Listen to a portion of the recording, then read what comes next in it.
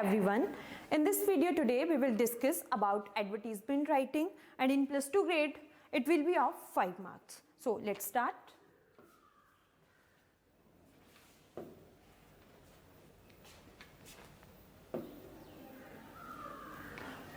In this video firstly we will just talk about marking scheme कि किस तरीके से जो एडवर्टीजमेंट है वो डिवाइड की गई है, 5 मार्क्स को किस तरीके से डिवाइड किया है, कि फॉर्मेट कितने का होगा, जो उसमें कंटेंट रहेगा वो कितने मार्क्स का होगा, जो एक्सप्रेशंस होंगे, जो आप एक्सप्रेस करेंगे अपने वर्ड्स को, वो कितने मार्क्स का रहेगा। आफ्टर दैट हम डिस्कस करेंगे इंपॉर्टेंट ट्रिक्स के बारे में कि कौन से ट्रिक्स हमें जो है वो फॉलो करने हैं एडवर्टीजमेंट को लिखने के लिए। After that types of advertisement के बारे में पढ़ेंगे, बहुत ज़्यादा टाइप्स एडवर्टीजमेंट की, लेकिन जो बोर्ड एग्जाम्स में रहती हैं 4 और 5 जो हैं उसके बारे में ही हम इस वीडियो में डिस्कस करेंगे।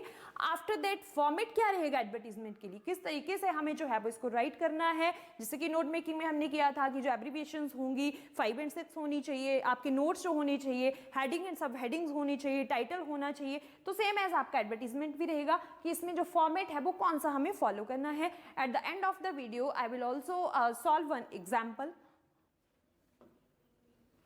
मार्किंग स्कीम के बारे में बात करते हैं, तो जो मार्किंग स्कीम है हमारी दैट इज फॉर्मेट। सबसे पहले हमें फॉर्मेट को फॉलो करना होता है, ठीक है। आफ्टर दैट कंटेंट, कंटेंट में आपका आएगा, मान लीजिए कि आपको दे रखा है, एड्रेस दे रखा है क्वेश्चन में कि आप जो हैं वो एक राहुल हैं आप, और आप बिलोंग करते हैं शिमला से। तो ऐसा नहीं है कि आप जो हैं वो एडवर्टीजमेंट लिख रहे हैं, एग्जाम ने आपको स्पेसिफिक दे रखा है कि आप राहुल हैं, आप शिमला से बिलोंग करते हैं, और आपको जो है वो फॉर सेल के लिए एक एडवर्टीजमेंट बनानी है।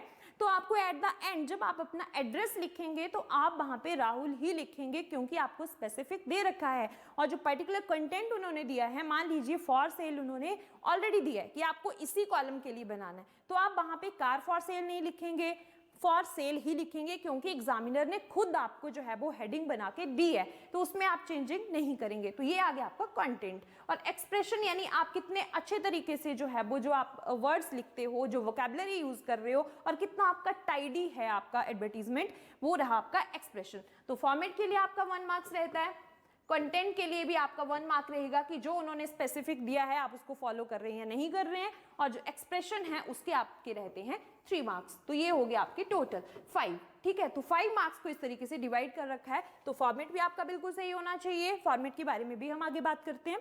कंटेंट आपका बिल्कुल सही होना चाहिए, जो गिवन है उसके अकॉर्डिंग ही आपकी एडवर्टीजमेंट होनी चाहिए। एंड एक्सप्रेशन यानी आपका बहुत नीट एंड क्लीन होना चाहिए, टाइडी होना चाहिए और बढ़िया होना चाहिए। ट्रिक्स कौन सी फॉलो करनी है हमने? Clear title, definitely whenever we have to write the advertisement, हमारा जो टाइटल होना चाहिए दैट मस्ट बी कैची, वो बिल्कुल क्लियर होना चाहिए टू अट्रैक्ट द रीडर्स, क्योंकि हम तभी एडवर्टीजमेंट दे रहे हैं क्योंकि हमने रीडर्स को अट्रैक्ट करना है ना। कोई भी सेल कहीं पे लगती है, तो मान लीजिए आपके पास आप एक मॉल के ऑनर है, ठीक है, तो वहां पे आपको सेल स्टार्ट करनी है, तो आप एडवर्टीजमेंट दे रहे हैं, आप सेल कैसे स्टार्ट करेंगे? वहां पे ऐसा लिख देंगे कि only post graduate people are allowed? नहीं, कोई भी आ सकता है वहां पे। तो आपका जो हेडिंग होना चाहिए, जो टाइटल होना चाहिए, दैट मस्ट बी क्लियर, ताकि वो सभी को समझ में आए, सभी जो है वो उस चीज को फॉलो करें। फाइन। शॉर्ट सेंटेंसेस, यस, आपको जो है वो एडवर्टीजमेंट में फुल सेंटेंसेस को नहीं लिखना है। You will not use is, am, are, has, have, had, जहां पे जरूरत है वहां पर ही कीजिए। वैसे आपको इनको जो आपके हेल्पिंग वर्ब्स हैं, कनेक्टर्स हैं, इनको यूज करने की जरूरत नहीं है, क्योंकि जो एडवर्टीजमेंट है उसमें जो है वो ग्रामर पोर्शन का इतना ज्यादा प्रॉब्लम नहीं होता है, यानी आप ग्रामर नहीं भी यूज करोगे तो वो चलेगा, ठीक है। देन आपका आता है वर्ड लिमिट, यानी आपका जो एडवर्टीजमेंट होनी चाहिए वो फुल पेज नहीं होना चाहिए। ऐसा नहीं है कि आपके पास टाइम है, आपको आता है, आपको पता है कि फॉर सेल के लिए लिखना है तो आप फुल पेज ही लिख दो, नहीं, उसके लिए आपको 50 to 60 वर्ड्स ही लिखने हैं। वर्ड लिमिट को एक्सीड नहीं करना है 40 to 50, यानी मैक्सिमम आपका रहेगा 60, इससे ज्यादा आपकी वर्ड लिमिट नहीं होनी चाहिए, अदरवाइज आपके मार्क्स जो है वो कट जाएंगे। ऑलवेज ऐड कॉन्टेक्ट नंबर और ईमेल आईडी।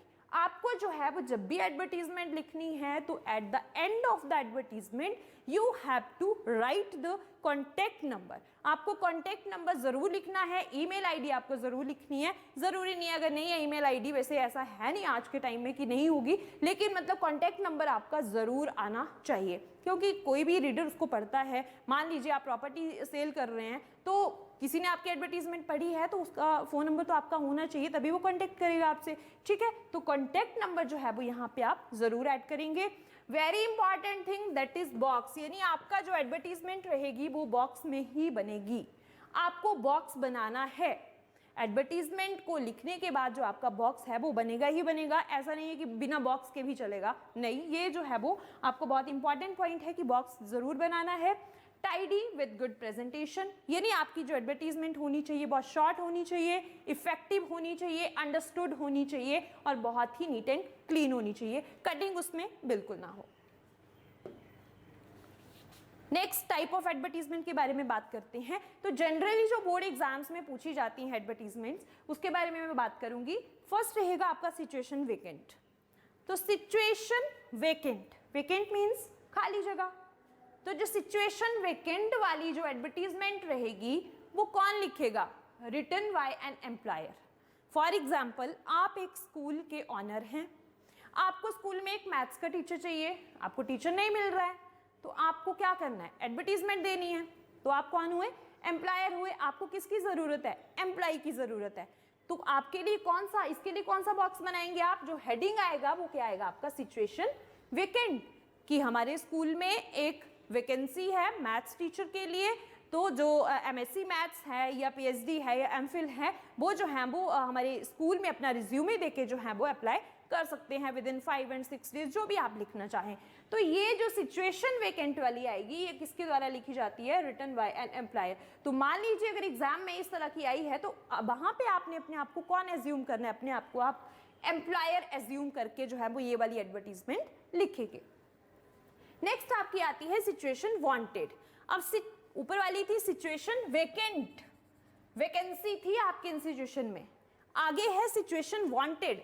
तो सिचुएशन वांटेड में आपने अपने आप को क्या एज्यूम करना है? जॉब सीकर, यानी आपको जरूरत है जॉब की, आपको जॉब की जरूरत है और आप जो हैं वो एडवर्टीजमेंट दे रहे हैं, आप न्यूज़पेपर में एडवर्टीजमेंट दे रहे हैं कि मैं जो हूँ वो एमएससी मैथ्स हूँ और मेरे पास I have 5 years experience of teaching in different schools, इसलिए मैं जो हूँ वो क्या चाहता हूँ? जॉब चाहता हूँ, ठीक है। तो ये किसके द्वारा लिखी जाएगी? जॉब सीकर, यानी आप जॉब की सर्च में हैं, तो यहाँ पे आपका हेडिंग रहेगा सिचुएशन वांटेड। नेक्स्ट आपकी आती है फॉर सेल। कोई भी आप अपनी प्रॉपर्टी सेल करना चाहते हैं, कार है, स्कूटर है, बाइक है, आपका फ्लैट है, कुछ भी है ना, कोई भी चीज़ आपको सेल करनी है अपनी प्रॉपर्टी, तो उसके लिए जो हेडिंग रहेगा वो कौन सा रहेगा? For sale.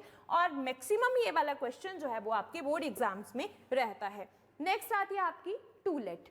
टू लेट किसके लिए लिखी जाएगी? फॉर टेनेंट्स, यानी आप अपना घर का कोई पोर्शन जो है, कोई भी फ्लोर जो है वो रेंट पे देना चाहते हैं, तो उसके लिए कौन सी बनती है? टू लेट वाली एडवर्टीजमेंट आपकी बनेगी। फिफ्थ आपका आता है एकोमोडेशन वांटेड, यानी एकोमोडेशन वांटेड, आप जो हैं वो एक शोरूम चलाना चाहते हैं, आप कंप्यूटर शोरूम जो है वो ओपन करना चाहते हैं, तो उसके लिए ऐसा तो है नहीं वो घर पे चलेगा, उसके लिए आपको एक बिल्डिंग की जरूरत है, तो आप किसकी सर्च में हैं? एकोमोडेशन की सर्च में हैं, ठीक है। तो ये कौन लिखेगा? One looking for a place for accommodation, यानी एक वो आदमी जो किसकी तलाश में है? एकोमोडेशन की तलाश में है, ठीक है। तो ये किसके द्वारा लिखी जाएगी? The person who is in search of place for accommodation, okay. जो आपका एडवर्टीजमेंट का फॉर्मेट रहेगा वो इस तरीके से रहेगा।